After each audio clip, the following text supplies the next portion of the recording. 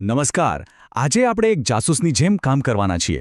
એક એવું રહસ્ય ઉકેલવા જઈ રહ્યા છીએ જે આપણી આસપાસની દરેક વસ્તુ સાથે જોડાયેલું છે. આપણી ખુરશી, આપણો ખોરાક અને જે હવામાં આપણે શ્વાસ લઈએ છીએ તે પણ. આ બધું જ એક ગુપ્ત કોડથી બનેલું છે. તો ચાલો આજે સાથે મળીને પદાર્થના આ કોડને ઉકેલીએ. તો ચાલો એકદમ મૂળભૂત સવાલથી શરૂઆત કરીએ.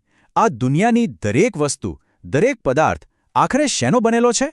આ સવાલ કંઈ નવો નથી હો. સદીઓથી મોટા વિચારકો અને વૈજ્ઞાનિકો આ સવાલનો જવાબ શોધતા આવ્યા છે. અને આ જ સવાલ આપણી આજની આખી સફરનો પાયો છે. વિચારો, હજારો વર્ષો પહેલાં આપણા ભારતમાં મહર્ષિ કણાદે એક વિચાર રજૂ કર્યો. એમણે કહ્યું કે જો આપણે કોઈ પણ પદાર્થને તોડતા જઈએ તો છેલ્લે એક એવો નાનકડો કણ મળશે જેનું વધુ વિભાજન નહીં થઈ શકે. એમણે એને નામ આપ્યું પરમાણુ. અને મજાની વાત એ છે કે લગભગ એ જ સમયે ગ્રીસમાં ડેમોક્રિટસ અને લ્યુસિપસે પણ આવો જ વિચાર આપ્યો અને એને એટમ કહ્યો. આ ભલે ખાલી વિચારો હતા, પણ એક મોટા રહસ્યના દરવાજા પર આ પહેલો ટકોરો હતો. તો આ તો થઈ વિચારોની વાત. પણ વિજ્ઞાન તો પ્રયોગો પર ચાલે છે, ખરું ને? સદીઓ પછી વૈજ્ઞાનિકોએ માત્ર વિચારવાથી આગળ વધીને પ્રયોગો કરવાનું શરૂ કર્યું. અને આ પ્રયોગોથી રસાયણશાસ્ત્રમાં જબરદસ્ત શોધો થઈ, જેણે આપણને પદાર્થના વર્તનના અમુક પાક્કા નિયમો આપ્યા. ચાલો જોઈએ કે આ નિયમો કયા છે. પહેલો અને સૌથી મૂળભૂત નિયમ છે દળ સંચયનો નિયમ, જે એન્ટોની લેવોઇઝિયરે આપ્યો હતો. આ નિયમ શું કહે છે? બહુ જ સિમ્પલ છે કે કોઈ પણ રાસાયણિક પ્રક્રિયામાં તમે દ્રવ્ય બનાવી પણ નથી શકતા કે એનો નાશ પણ નથી કરી શકતા. એ ફક્ત એક સ્વરૂપમાંથી બીજા સ્વરૂપમાં બદલાય છે, બસ.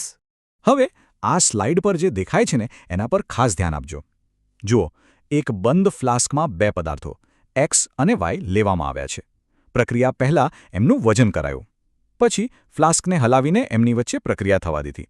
અને પછી ફરીથી વજન કર્યું. અને પરિણામ જાણો છો શું આવ્યું?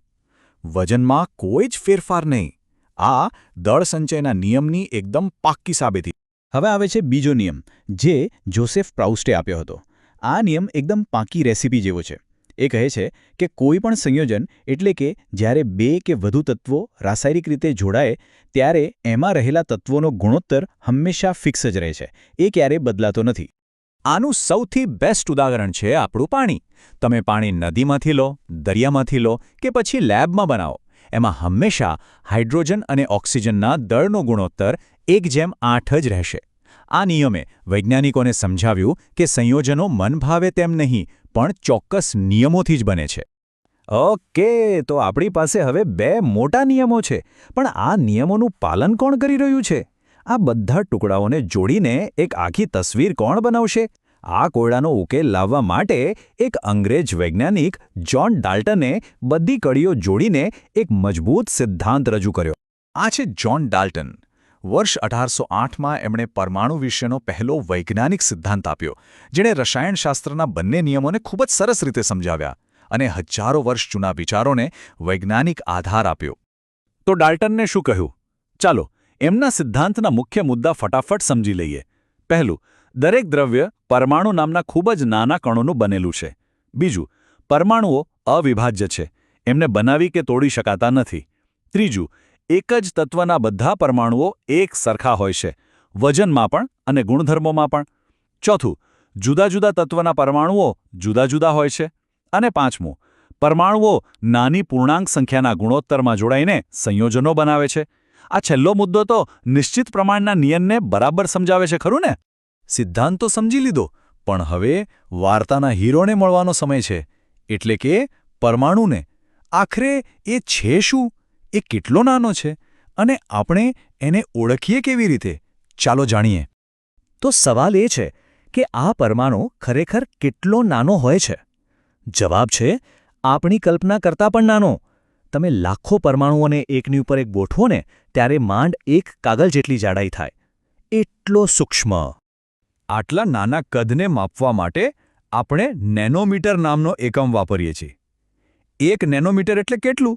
વિચારો, 1 મીટરના તમે 1 અબજ ટુકડા કરો ત્યારે જે એક ટુકડો મળે ને એ છે 1 નેનોમીટર. આટલા નાના કદની કલ્પના કરવી પણ મુશ્કેલ છે. ચાલો આ સરખામણી જુઓ તો તમને વધારે ખ્યાલ આવશે. અહીં જુઓ, હાઇડ્રોજનનો પરમાણુ કેટલો નાનો છે. એની સરખામણીમાં પાણીનો અણુ અને એની સરખામણીમાં રેતીનો કણ તો જાણે પહાડ જેવો લાગે. આનાથી પરમાણુના સૂક્ષ્મ કદનો સાચો અંદાજ આવે છે. તો આ પરમાણુઓ અલગ અલગ પ્રકારના હોય છે, જેને આપણે તત્વ કહીએ છીએ. અત્યાર સુધીમાં 100થી પણ વધુ તત્વો શોધાયા છે. હવે આટલા બધા તત્વોના લાંબા લાંબા નામ લખવાને બદલે વૈજ્ઞાનિકોએ એક સરળ રસ્તો કાઢ્યો. સંજ્ઞાઓ, જાણે કે એમના શોર્ટ નેમ્સ. જેમ કે હાઇડ્રોજન માટે H, ઓક્સિજન માટે O. આ સંજ્ઞાઓ રસાયણશાસ્ત્રની આખી દુનિયાની કોમન ભાષા છે અને તેના નિયમો IUPAC નામની સંસ્થા નક્કી કરે છે. તો આપણે પરમાણુને તો ઓળખી લીધો, પણ મજાની વાત એ છે કે પરમાણુઓ મોટા ભાગે એકલા નથી રહેતા. એમને દોસ્તી કરવી ગમે છે. તેઓ એકબીજા સાથે જોડાઈને જ આપણી આસપાસની દરેક વસ્તુ બનાવે છે. ચાલો હવે આ જોડાણના કોડને સમજીએ. જ્યારે બે કે તેથી વધુ પરમાણુઓ રાસાયણિક બંધથી એકબીજા સાથે જોડાઈ જાય ત્યારે એક ટીમ બનાવે છે. આ ટીમને જ આપણે અણુ કહીએ છીએ. જેમ કે પાણીનો અણુ H2O એ 2 હાઇડ્રોજન અને 1 ઓક્સિજન પરમાણુની ટીમ છે. આ પદાર્થનો એ સૌથી નાનો કણ છે જે એકલો રહી શકે છે અને પદાર્થના બધા ગુણધર્મો બતાવી શકે છે. હવે ક્યારેક ક્યારેક પરમાણુઓની દુનિયામાં થોડી લેવડ-દેવડ પણ થાય છે. ઇલેક્ટ્રોનની લેવડ-દેવડ. જે પરમાણુ ઇલેક્ટ્રોન ગુમાવે છે તે ધન વીજભારવાળો બને છે, જેને કેટાયન કહેવાય, જેમ કે સોડિયમ Na+, અને જે પરમાણુ ઇલેક્ટ્રોન મેળવે છે તે ઋણ વીજભારવાળો બને છે, જેને એનાયન કહેવાય, જેમ કે ક્લોરાઇડ Cl-. આવા વીજભારવાળા કણોને આયન કહેવાય છે. પણ સવાલ એ છે કે કયો પરમાણુ કેટલા બીજા પરમાણુ સાથે જોડાશે? એનો જવાબ છે સંયોજકતા.